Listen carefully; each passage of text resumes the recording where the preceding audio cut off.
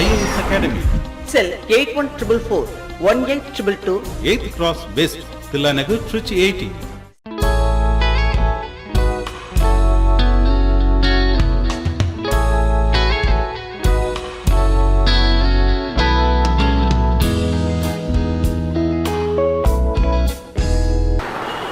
இப்போ simple interest compound interest பார்க்குறோம்.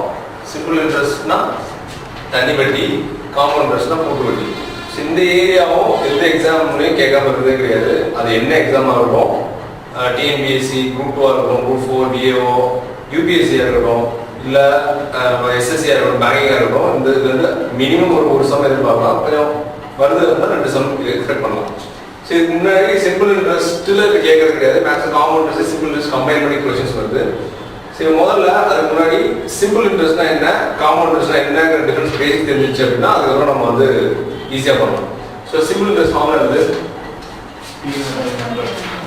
எஸ்ஐக்கு வந்து பிஎன்ஆர் பை 100 சொல்லுவாங்க, சிஐக்கு B into 1 + R by 100 whole power n minus p அப்படின்னு ஃபார்முலா இருக்கு.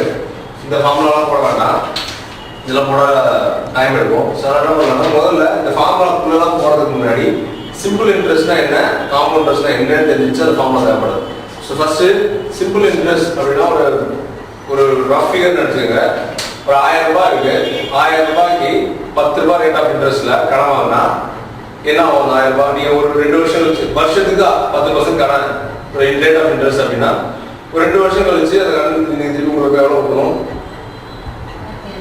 1200 ரூபாய் கொடுக்கணும். ஸோ 1200 ரூபாய் எப்படி, ஏன் 1200 ரூபாய் கொடுப்பீங்க அப்படின்னா ஒரு வருஷத்துக்கு 10% வீதம் வட்டி போட்டு 2 வருஷத்துக்கு 20% ஆயிரும். ஸோ அப்போ என்ன பண்ணுவீங்க? 1000ல் 20% எவ்வளோன்னு பார்த்தா 200 ரூபாய். 1200 ரூபாய் எப்படி கணக்காக போடலாம் அப்படின்னா இருக்கும்.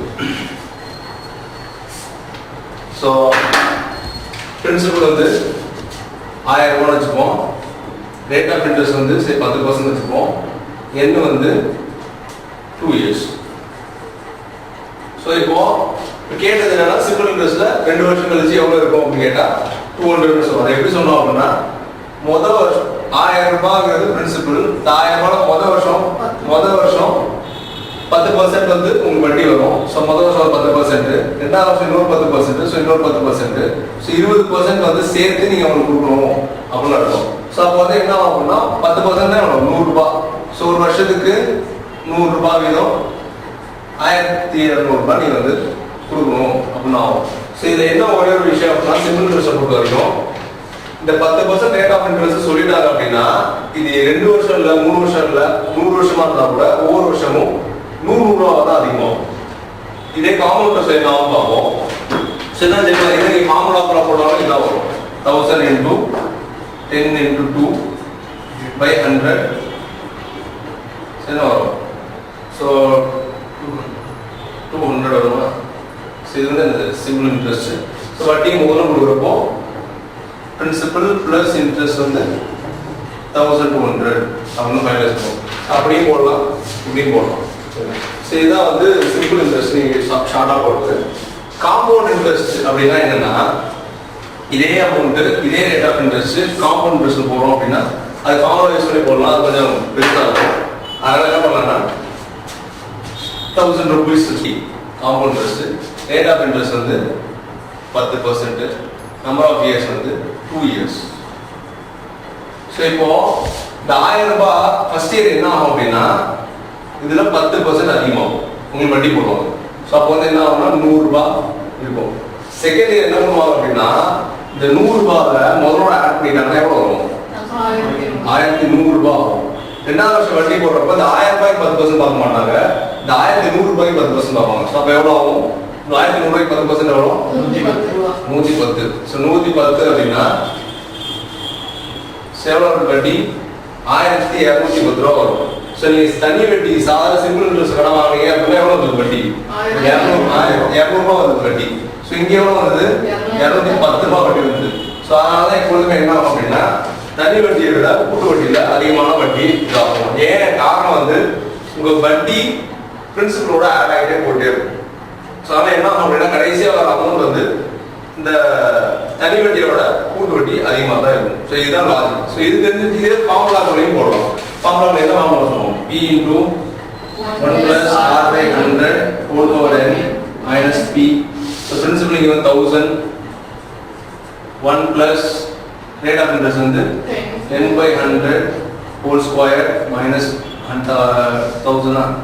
ஸோ இதை என்ன பண்ணலாம்னா 1000 into 110 by 100 into 110 by 100 minus 1000. So cancel பண்ண என்ன வரும்? 1000 into 1.1 into 1.1 minus 1000. So 1.1 into 1.1 வரும். 1.2 வரும். 1000 into 1.21 என்ன வரும்? 1210 வரும். 1210 minus 1000 210. So இப்படி போட்டாலும் இந்த ஆன்சர் தான் வரும். ஸோ அதனால் இந்த மெத்தட் வேணாம், இந்த மெத்தடே பண்ணலாம். ஸோ இப்போ வந்து சம்ஸ் போடலாம். ஸோ இதான் டிஃப்ரென்ஸ் ஜென்ரலாக சிம்பிள் இன்ட்ரெஸ்ட்டுக்கும் காமன் இன்ட்ரெஸ்ட்டுக்கும் ஜென்ரலாக இருக்க டிஃப்ரென்ஸ். இப்போ வந்து ஃபர்ஸ்ட் சம் வந்து சிம்பிள் இன்ட்ரெஸ்ட்டில் ஃபர்ஸ்ட் வந்து பிரின்சிபல் வந்து ஒரு 1000, பிரின்சிபல் வந்து 1000, என் வந்து 3, ஆர் வந்து 10. ரொம்ப இஷ்டம் அப்படின்னா P0 by 100 எல்லாம் போட தேவையில்ல. என்ன எத்தனை வருஷம் பாருங்க 3 years, ரேட் வந்து எத்தனை % பாருங்க 10%. ஸோ 3 into 10 எவ்வளோ? 30%. ஸோ 30 இது 30% எவ்வளோ இருக்கும்? இது வந்து 100% 30% இருக்கும் 300. ஸோ அவ்வளோதான் சிம்பிள் இன்ட்ரெஸ்ட். சரி, ஸோ இதே காம்பவுண்ட் இன்ட்ரெஸ்ட் ஏதாவது நமக்கு காம்பவுண்ட் இன்ட்ரெஸ்ட் ஏதானா ஏற்கனவே சொன்ன மாதிரி first year, second year, third year க்கு போணும். first year, second year, third year. So 10%, first year 10% தான் வரும் 100. So 1100. second year 10% னா 110 0 1 2 1 0.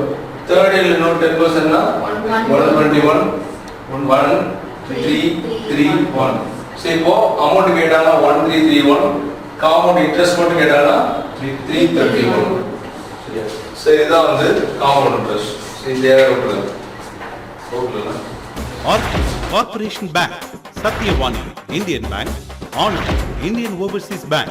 இது போன்ற நூற்றுக்கணக்கான அரசு பணியாளர்களை உருவாக்கிய AMIAS அகாடமியில் அட்மிஷன் நடைபெறுகிறது. Batches for Banking and Insurance. நேரடியாக வங்கி அதிகாரிகள் மற்றும் அரசு அதிகாரிகள் மூலமும் வகுப்புகள் நடத்தப்படுகின்றன. சேர்க்கையின் போது மாணவர்களுக்கு தேர்வின் அடிப்படையில் கட்டணங்களில் சலுகைகள் வழங்கப்படும். அட்மிஷனுக்கு முந்துவி AMIAS Academy. செல் 8144 18222 8th Cross West, தில்லாநகர், திருச்சி 80. சரி, இதுல இன்னும் கொஞ்சம் காம்ப்ளிகேட் பண்ணலாம். இந்த மாதிரி டைரக்ட் क्वेश्चंस மேக்ஸிமம் இருக்காது.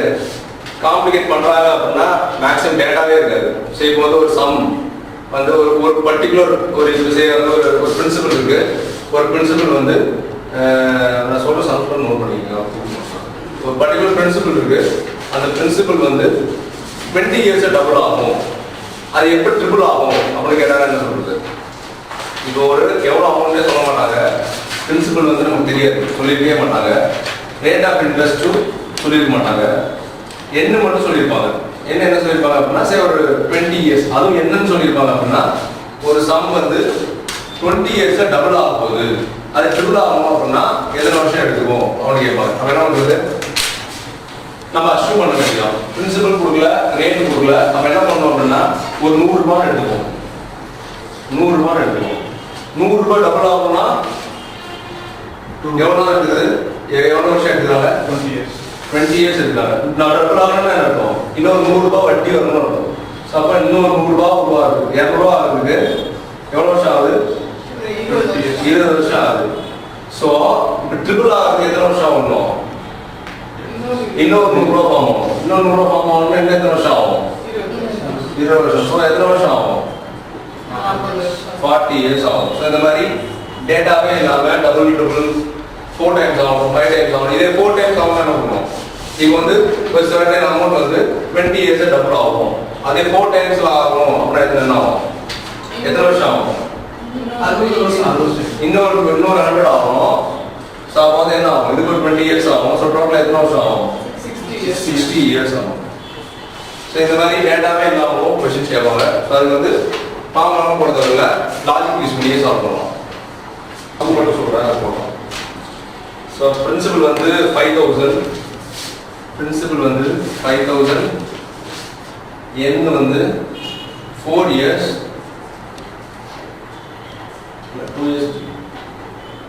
2 years, r வந்து 12%. 12% என்ன சொல்லுவாங்கன்னா காம்பவுண்ட் இன்ட்ரெஸ்ட்ல ஒரு சில விஷயம் இருக்கு. பெர் ஆனம் சொல்றது கால்குலேட் பெர் ஆனம் சொல்லுவாங்க. அது அப்படின்னா என்ன அர்த்தம்? ஒரு வருஷத்துக்கு கால்குலேட் பண்றாங்கன்னு அர்த்தம். ஹாஃப் இயர்லி அப்படின்னு சொன்னாங்கன்னா ஒரு வருஷத்துக்கு 2 தடவை கால்குலேட் பண்றாங்கன்னு அர்த்தம். குவார்டர்லி அப்படின்னு அர்த்தம், ஒரு வருஷத்துக்கு 4 தடவை கால்குலேட் பண்றாங்கன்னு அர்த்தம்.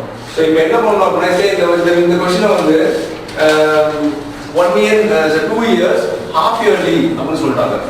இப்போ என்ன பண்றது? ஹாஃப் இயர்லி அப்படின்னா என்ன பண்ணணும் அப்படின்னா இது வந்து ரேட் வந்து ஒரு வருஷத்துக்கு தான். ஸோ ஹாஃப் இயர்லி அப்படின்னு சொன்னோம்னா என்ன பண்ணணும்னா இதை வந்து 2ஆ டிவைட் பண்ணணும். 6% 6% தான். அப்புறம் என்ன அர்த்தம் அப்படின்னா ஒரு வருஷத்துக்கு டோட்டலாக 12% தவிர ஹாஃப் இயர்லி சொல்றதுனால ஒவ்வொரு 6 மாசத்துக்கும் 12% கால்குலேட் பண்ணக்கூடாது. ஸோ இதை எத்தனை தடவை கண்டுபிடிக்கணும் அப்படின்னா 5000 வச்சுக்கிட்டு ஃபர்ஸ்ட் ஹாஃப் வந்து 6%, செகண்ட் ஹாஃப் 6%.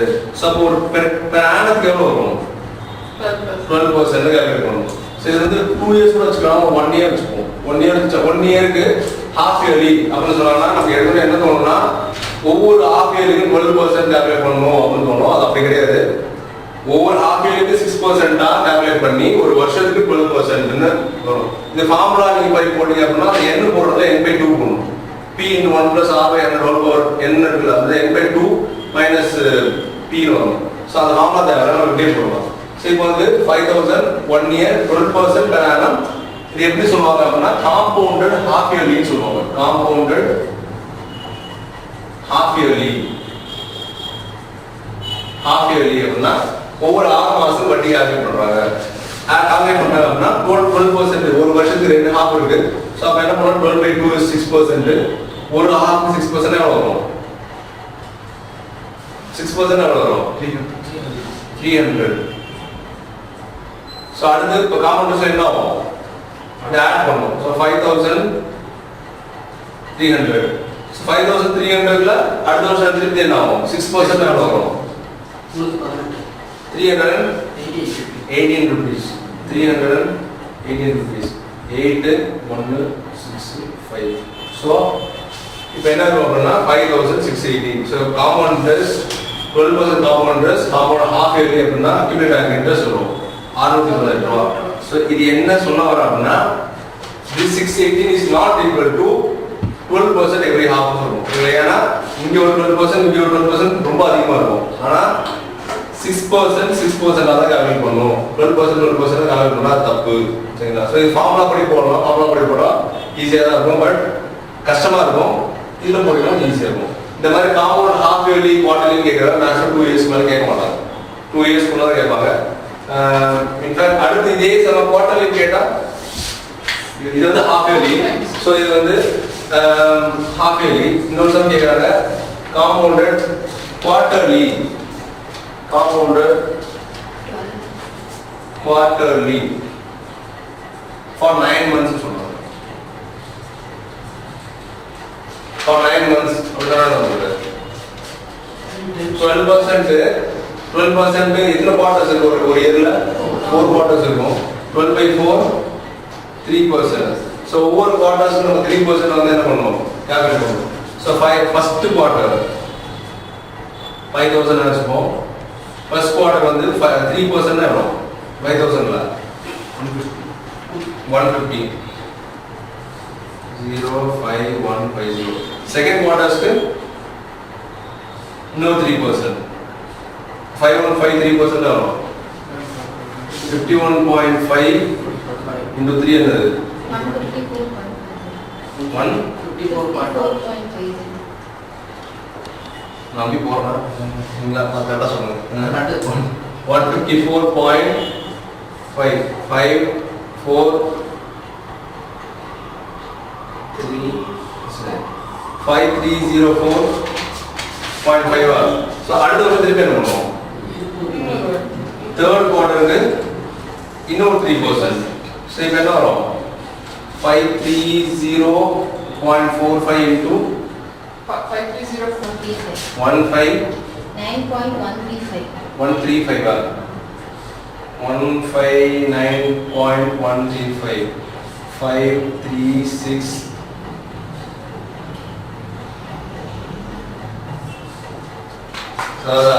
ஸோ இது வந்து இந்த மெத்தடில் போகிறப்ப இவ்வளோ காம்ப்ளெக்ஸாக இருக்குன்னா இந்த ஃபார்முலாவில் போடுறது வந்து எப்படி இருக்கும் P into 1 plus R by 100 R by 4 whole power n by n minus P இருக்கும். ஸோ இந்த ஃபார்முலாவில் போட்டால் என்ன தப்பாக தான் இருக்கும். ஸோ என்னன்னா கடைசி டெசிமல் வரைக்கும் இந்த ஆன்சர் வரும். அதாவது கடைசி டெசிமல்லாம் ஆன்சர்லாம் கண்டே போய் முடியும். ஸோ க்ளோஸாக சாய்ஸ் கொடுக்குறது கஷ்டமாக போயிடும். அதனால் இந்த ஃபார்முலாவே யூஸ் பண்ணலாம். சரியா? ஸோ இப்போ இந்த சொல்லுற பாயிண்ட் என்ன அப்படின்னா காம்பவுண்ட் இன்ட்ரெஸ்ட் கண்டுபிடிக்கிறது இப்போ டேரெக்டாக கேட்கறது இல்லை. கேட்குறாங்கன்னா எப்படி கேட்பாங்க அப்படின்னா அதை ஹாஃப் இயர்லியாக காம்பவுண்ட் பண்ணுறோமா இல்லை குவார்டர்லியாக காம்பவுண்ட் பண்ணுறோமா அப்படிங்கிறத பேஸ் பண்ணி கொஸ்டின் பண்ணுவோம். Difference between simple interest and compound interest அப்படின்னு ஒரு கொஸ்டின் கேட்பாங்க. Difference between simple interest and compound, அதாவது ஒரே சம்மு சிம்பிள் இன்ட்ரெஸ்ட் ஒரு பக்கம் போவோம், அதே காம்பவுண்ட் இன்ட்ரெஸ்ட் கொடுத்தீங்க அப்படின்னா அது சிம்பிள் இன்ட்ரெஸ்ட்டுக்கும் கிடைக்கிற சிம்பிள் இன்ட்ரெஸ்ட்டுக்கும் கிடைக்கிற காம்பவுண்ட் இன்ட்ரெஸ்ட்க்கும் டிஃபரன்ஸ் என்ன அப்படின்னு எக்ஸாம்பிள் பண்ணுவோம் அப்படின்னா அதே எக்ஸாம்பிள் இருக்கும். P is equal to 1000, இது வந்து சிம்பிள் இன்ட்ரெஸ்ட்ல போடுறோம். வந்து P is equal to 1000, இது வந்து காம்பவுண்ட் இன்ட்ரெஸ்ட்ல போடுறோம். இது வந்து SI, இது வந்து CI. So principal rate of interest எவ்வளோ ஒரு 10% வச்சுப்போம். இங்கே ரேட் ஆஃப் இன்ட்ரெஸ்ட் வந்து 10% வச்சுப்போம். என்ன வந்து 2 years வச்சுப்போம். என்ன வந்து 2 years வச்சுப்போம். ஸோ இப்போ சிம்பிள் இன்ட்ரெஸ்ட்ல எவ்வளோ வரும் 20%. 20% எவ்வளோ வரும் 1200. இன்ட்ரெஸ்ட் மட்டும் 200 வரும்.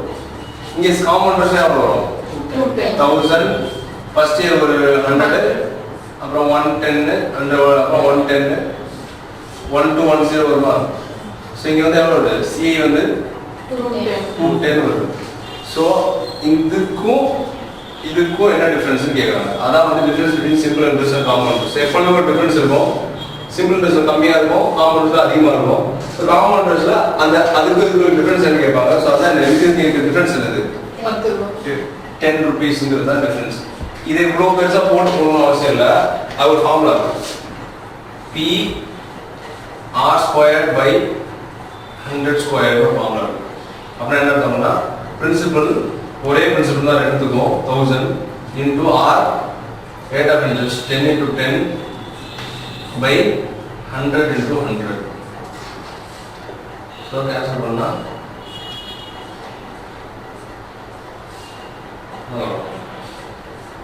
10 வரும்.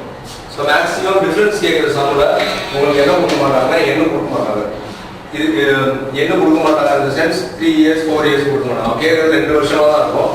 இந்த ஃபார்முலா வந்து மேக்ஸிமம் 2 yearsக்கு மேலே கண்டுபிடிக்க முடியும். ஸோ அதுக்கு ஒவ்வொரு ஃபார்முலா தேர்ட் இயர் ஃபார்முலா இருக்குது, அது தேவையில்லை. மேக்ஸிமம் கொஸ்டினை பொறுத்த வரைக்கும் இந்த வருஷம் டிஎன்பிஎஸ்சி கேட்டது கூட 2 years தான் இருந்தாங்க இல்லை. இப்போ கூட அந்த டிஎன்பிஎஸ்சியில் இந்த லாஸ்ட் கூட இதை 5000 எவ்வளோ கொடுத்து 2 years தான் கேட்குறாங்க. Maximum different simple interest compound interest கேட்குறாங்க அப்படின்னா அது வந்து 2 years தான் கேட்பாங்க. 2 years கேட்டாங்கன்னா அந்த ஃபார்முலா யூஸ் பண்ணிக்கலாம். ஸோ இது வந்து பிரின்சிபல் வந்து வேற அமௌண்ட்டா இருந்தா ஃபுல்லா அப்படி தான் போடணும். அந்த ஃபார்முலா போட முடியாதா சார்? பிரின்சிபல் வேற மாதிரி இருந்தா டிஃபரன்ஸ் சிம்பிள் இன்ட்ரெஸ்ட்டும் காம்பவுண்ட் சிம்பிள் தனித்தனி பிரின்சிபல்.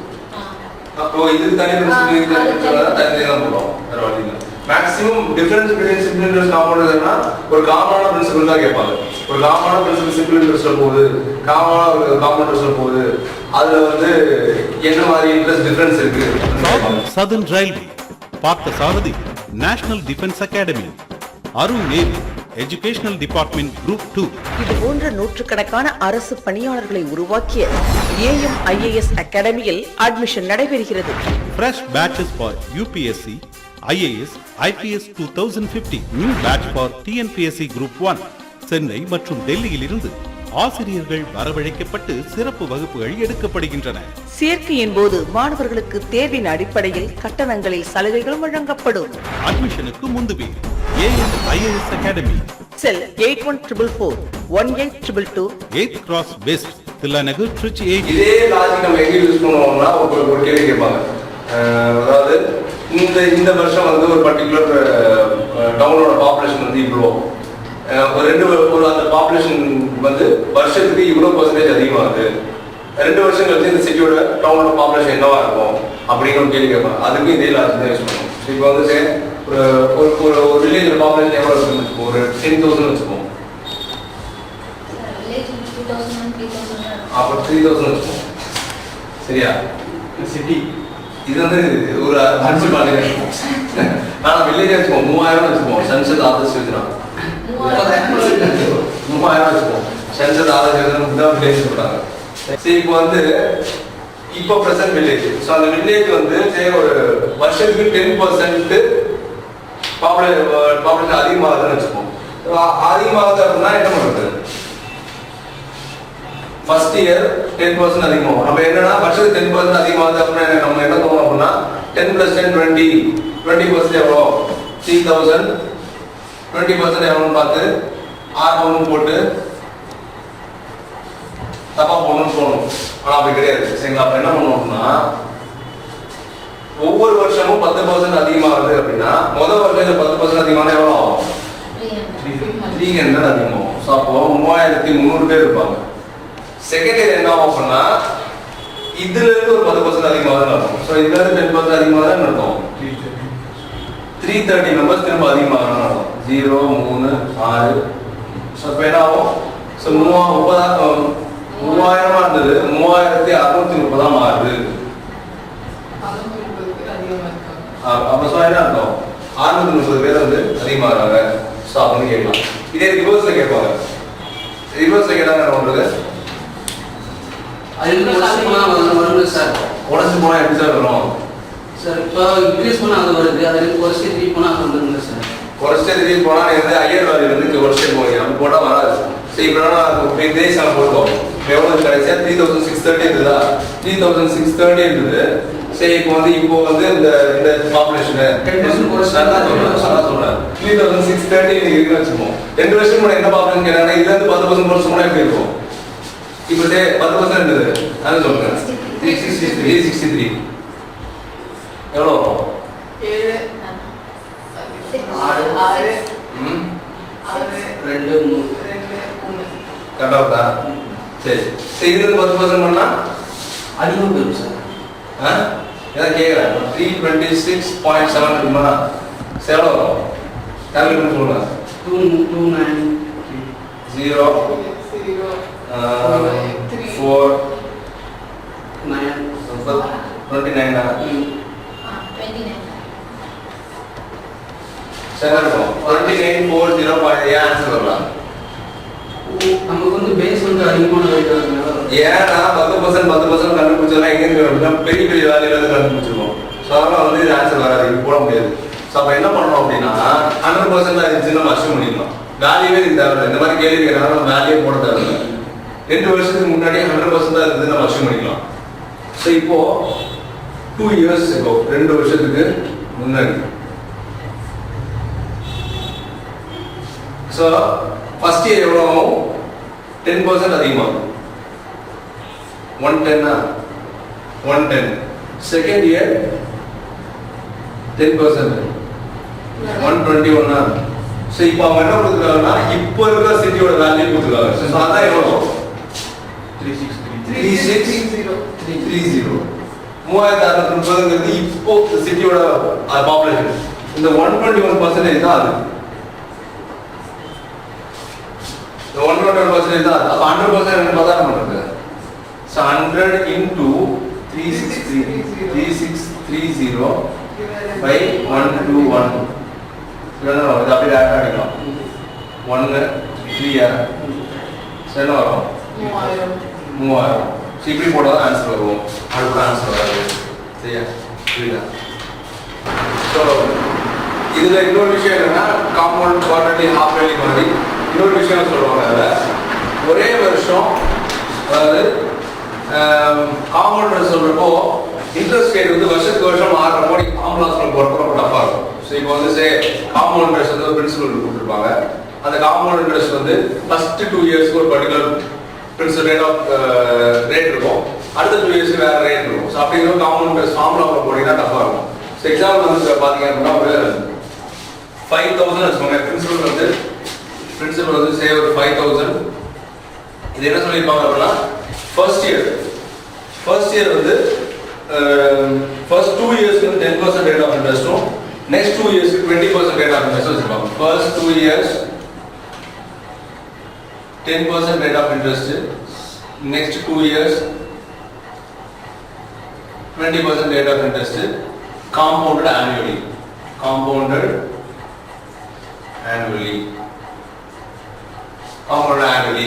So இப்போ என்ன பண்ணலாம் அப்படின்னா, சரி இது வந்து நம்ம வேரியிங் ரேட் ஆஃப் இன்ட்ரெஸ்ட்னால ஃபார்முலா போட முடியாது. ஸோ அப்போ என்ன பண்ணணும்னா நம்ம இதுதான் போடணும். So first 2 years first year எவ்வளோ இருக்கும்? 10% ஆகும். 5,500, next 10%, 550, 50. So இதோட முடிஞ்சிச்சு 2 years 10% rate of interest. So அடுத்து third year fourth year. Third year வந்து எவ்வளோ? 20%. 20% எவ்வளோ? 1,210 605 எவ்வளோ? 1,210 0627. Fourth year 20% எவ்வளோ வரும்? 720 1,440 1452. So 1452. So now 2 சரியா இருக்கு கரெக்டா? So 5,000 எவ்வளோ மாறும் அப்படின்னா 8712 மாறும். இந்த ஃபார்முலாவை போட்டீங்க அப்படின்னா நமக்கு ரொம்ப டஃபாக தான் இருக்கும். அதனால it's better to go with this method. சரிங்களா? ஸோ இது ஒன்று இருக்கும். இதே மாதிரி வேற ஒன்று என்ன கேட்பாங்க அப்படின்னா, நம்ம டிஃபரன்ஸ் பிட்வீன் சொல்றோம், difference between simple interest and compound interest. அதில் என்ன கேட்பாங்க அப்படின்னா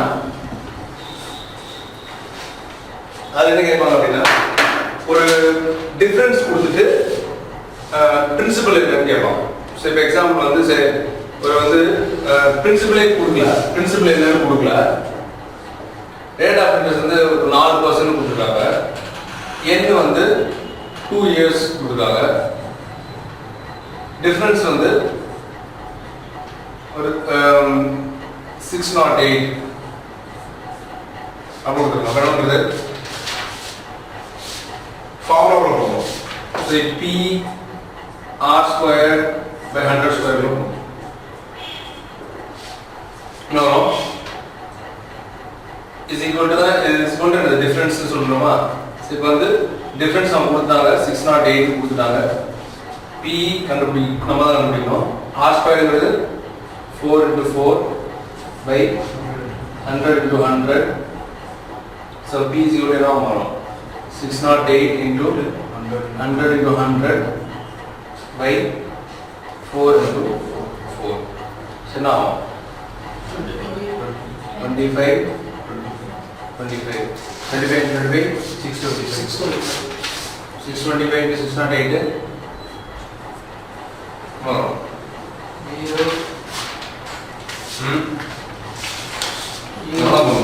06 ஷார்ட்கட்ல போனதான் அதுக்காக தான் உங்களுக்கு என்ன செய்யணும் 3800000000 கரெக்டா? ஷார்ட்கட்ல எழுதிக்கணும்னா அது தனி கிளாஸ் மல்டிபிளிகேஷன் ஷார்ட்கட். சரி இதான். சரி இப்போ பிரின்சிபல் கண்டுபிடிக்கனாலும் இதே ஃபார்முலா யூஸ் பண்ற மாதிரி இருக்கும். கிளியரா? அப்புறம் ஸோ இது வரைக்கும் என்ன பார்த்துருக்கோம், கன்சைஸ் பண்ணலாம். சிம்பிள் இன்ட்ரெஸ்ட்னா என்ன, காம்பவுண்ட் இன்ட்ரெஸ்ட்னா தனித்தனியாக பார்ப்போம். சிம்பிள் இன்ட்ரெஸ்ட் எப்படி கால்குலேட் பண்ணுறது ஃபார்முலா இல்லாமல், காம்பவுண்ட் இன்ட்ரெஸ்ட் எப்படி கால்குலேட் பண்ணுறது ஃபார்முலா இல்லாமல், அப்புறம் சிம்பிள் இன்ட்ரெஸ்ட்டும் காம்பவுண்ட் இன்ட்ரெஸ்ட்டும் டிஃபரன்ஸ் கேட்டாங்கன்னா அது என்ன பண்ணுறது.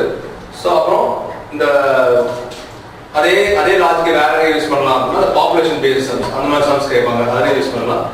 ப்ளஸ் வேரியிங் இன்ட்ரெஸ்ட் ஒரே வருஷத்தில், அதாவது ஒரே பிரின்சிபலுக்கு வேற வேற இன்ட்ரெஸ்ட் கொடுக்குறப்போ இன்ட்ரெஸ்ட் ரேட் மாறுறப்போ என்ன மாதிரி பண்ணலான்றது ஒன்று. இன்னொன்று கடைசியாக வேற என்ன சொன்னோம், வேரியிங் இன்ட்ரெஸ்ட். அப்புறம் இன்னொன்று சொன்ன என்ன சொல்றோம்னா இந்த compounded half yearly, compounded quarterly, compounded monthly கூட போகலாம். மந்த்லி போட்டால் என்ன பண்ணுறது? டோட்டல் இன்ட்ரெஸ்ட் டிவைட் பை 12, சரி 12% கொடுத்துருக்காங்கன்னா 24% கொடுத்துருக்காங்கன்னா என்ன பண்ணுறது? எவ்ரி மந்த் கால்குலேட் பண்ணுறாங்கன்னா 10% தான் எவ்ரி மந்த் கால்குலேட் பண்ணணும். ஒரு 6 monthsனா 6 times கால்குலேட் பண்ணணும். சரிதான். நூற்றுக்கணக்கான அரசு பணியாளர்களை உருவாக்கிய ஏஎம் ஐஏஎஸ் அகாடமியில் அட்மிஷன் நடைபெறுகிறது. Special batches for SI and Police. பல முன்னணி கல்லூரிகளில் ஐஏஎஸ், ஐபிஎஸ் வகுப்புகளை மேற்கொள்ளும் ஒரே நிறுவனம். சேர்க்கையின் போது மாணவர்களுக்கு தேர்வின் அடிப்படையில் கட்டணங்களில் சலுகைகளும் வழங்கப்படும். அட்மிஷனுக்கு முந்துவே AM IAS Academy, sell 8144 18222 8th Cross West, Tillanagar, Trichy 80.